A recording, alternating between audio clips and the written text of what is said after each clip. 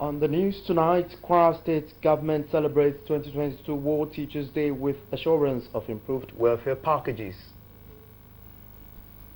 Certified political parties sign peace accord ahead of 2023 elections. Federal High Court sitting in Ilorin sentences India hemp dealer to 10 months imprisonment. Plus updates from the world of entertainment and sport. Good evening and welcome to the Nigerian Television Authority NTA ILORIN NewsTonight. I am Olajide. Hello, many thanks for joining us. The Kwara State government will adopt the federal government's new age limit and service years for teachers in the state. The state governor, Abdulrahman Abdulrazak, told teachers at this year's World Teachers Day celebration in the state. Raliat Ibrahim reports that the theme for this year's celebration is the transformation of education begins with teachers.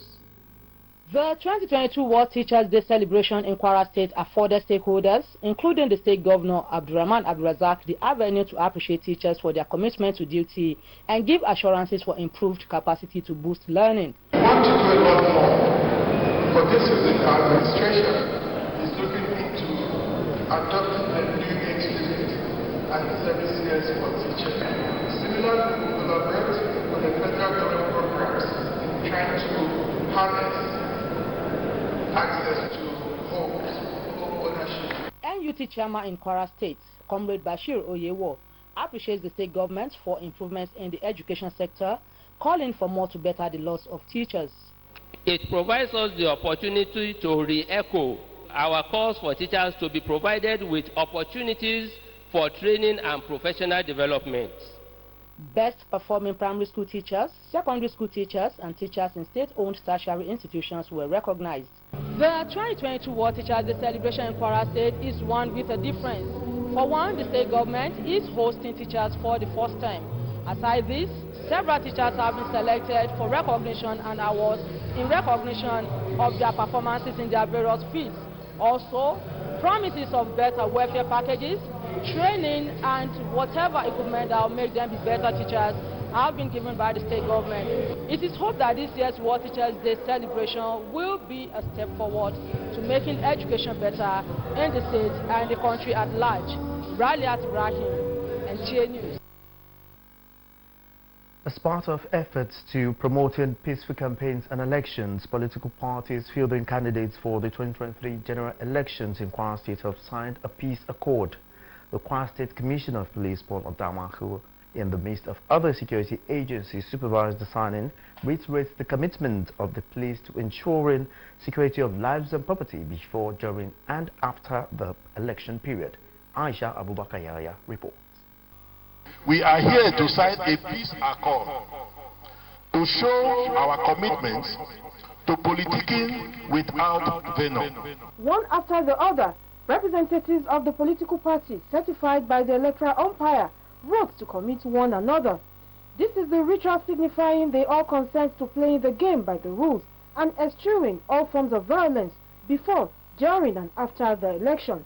On our part, as security agents, we are fully prepared to discharge our constitutionally bestowed duty of providing a level playing ground for all political parties in line with the provision of the Electoral Act. We want to make it a peaceful campaign in Kwara State because there is no cause. We are all looking for this similar positions. If you didn't win this time around, next time you will win. This was done under the watchful eyes of the representatives of security agencies, INEC, and other key players in the electoral process.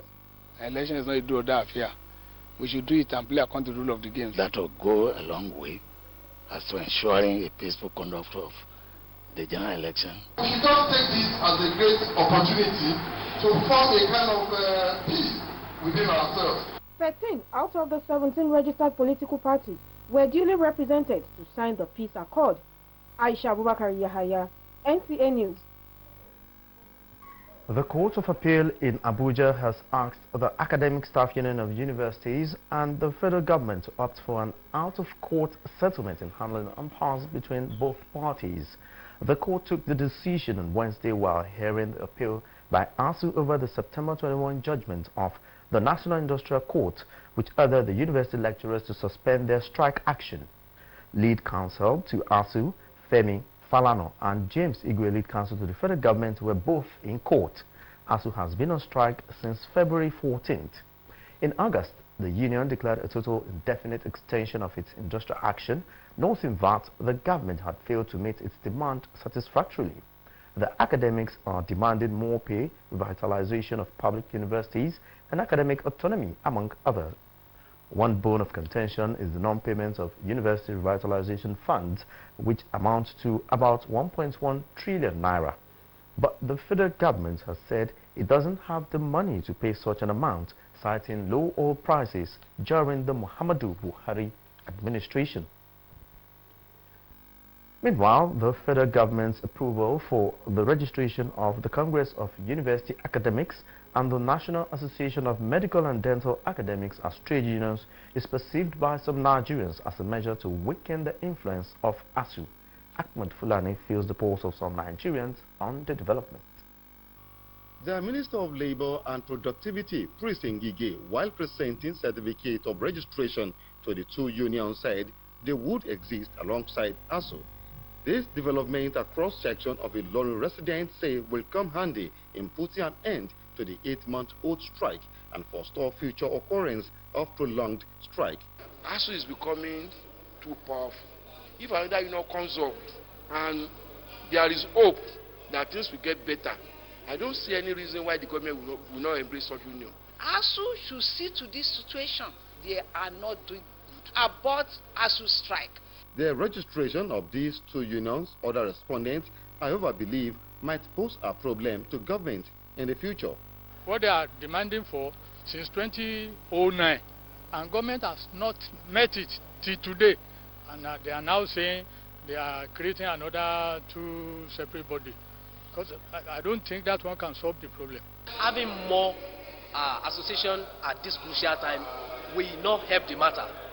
Honestly, the higher the number of associations the government has or we have in this academic arena, the higher the number of challenges that we are going to have. While FG is within the confines of the law to recognize applying unions that meet labor requirements to associate, a legal practitioner, Kamal Digambari, is seeing advantage in democratizing the university setting. The negotiation between ASU and the federal government and the case can still go on pari passu.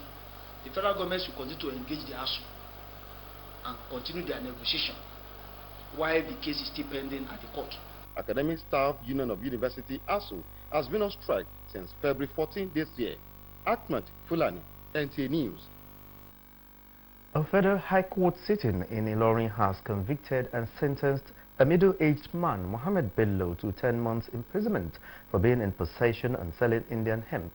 Abdulafiz Alaya reports that 2 other men were also remanded for drug-related offences. Mohammed Bello was arrested by men of NDLEA in Edu Local Government Area Command with 300 grams of substance suspected to be cannabis sativa, contrary to Nigerian Drug Law 2004. He confessed to being a drug dealer and pleaded guilty as charged.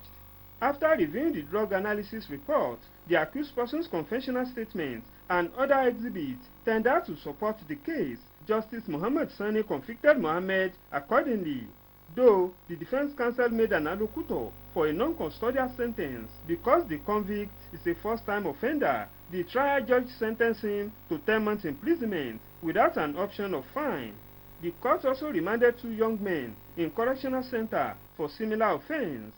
While 32-year-old Ibrahim Yekini was arrested at Idofin with 900 grams of Indian hemp, Rashid Najim was caught with 10 grams of tramadol and 900 grams of cannabis at Jimba Oja. Though they both pleaded guilty to the offense, the prosecutor asked for short adjournment to prove his case and was granted by the court. Abdulafiz Alaya, NTA News. The member representing Ekiti Irebodun, Isian Okera Federal Constituency of Kwara State, Tunji Olawi, has assured the people of his constituency of more developmental projects if given the opportunity to represent them again at the Green Chamber. He gave the assurance during a town hall meeting with indigenes of OC in Ekiti local government area of Kwara State. Abdul Wahid Bibiri has the details. Their interactive session is aimed at giving account of its stewardship in the last 3.5 years as member representing Ekiti, Irepodun Isi, and Okero Federal Constituency, and to also know their areas of needs. Although he said not all the 42 wards in his constituency had benefited from his programs, 75% projects have so far been executed in his constituency, with an assurance that no stone will be left unturned. I was engaged, questions were asked, and I was able to shed more light on some information that they don't have a privilege to know. So it's a good one, and I think we are on a good note in my federal constituency for a better representation again in National Assembly. The member also intimated the people of his constituency that a bill to situate a food processing institute in OC had passed second reading at the Grain Chamber.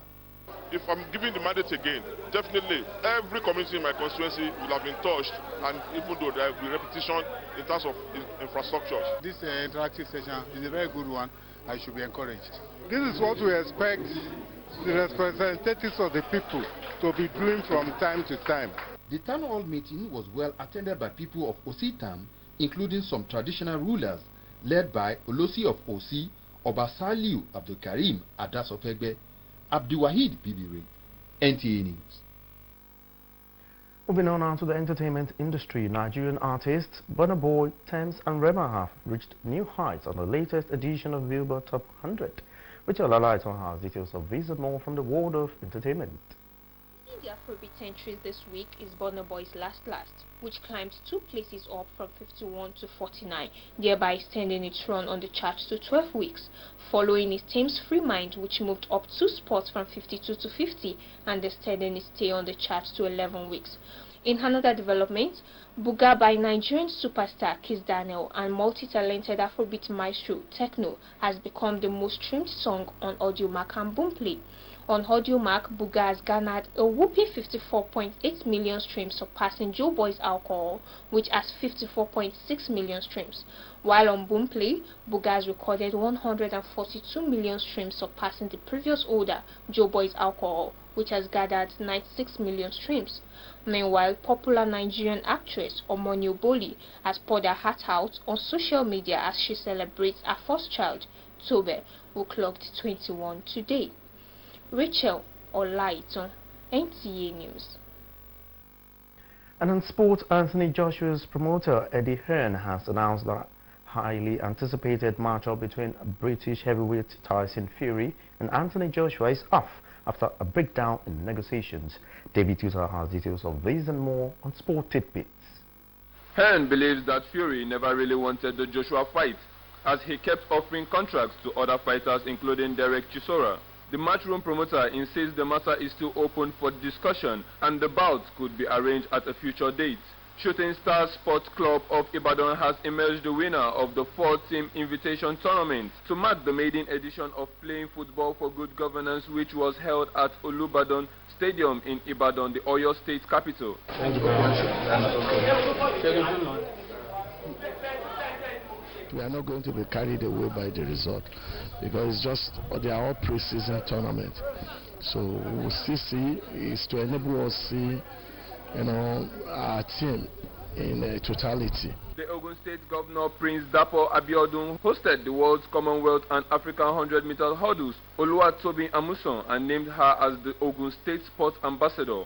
While describing her as a role model to the girl child, the governor also announced a cash reward of 5 million naira and a house in Ijebu-Ode to the athlete. David Tuta, NTA News.